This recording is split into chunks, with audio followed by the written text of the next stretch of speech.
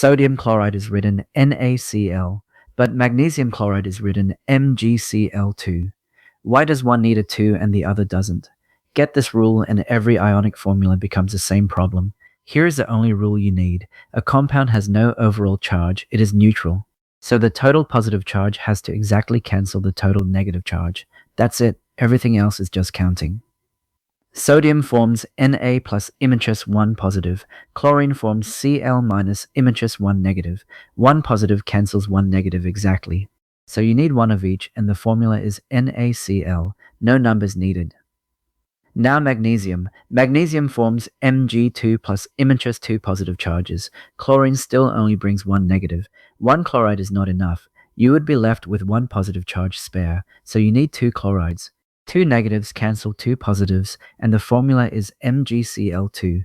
The 2 means 2 chloride ions. It works the same way when the negative is bigger. Oxygen forms O2-. Sodium only brings 1 positive each, so you need 2 sodiums. The formula is Na2O. And the shortcut, the subscript tells you how many of that ion are in the compound. Covalent compounds have no charges to balance, so the numbers come from how many electrons each atom needs to share.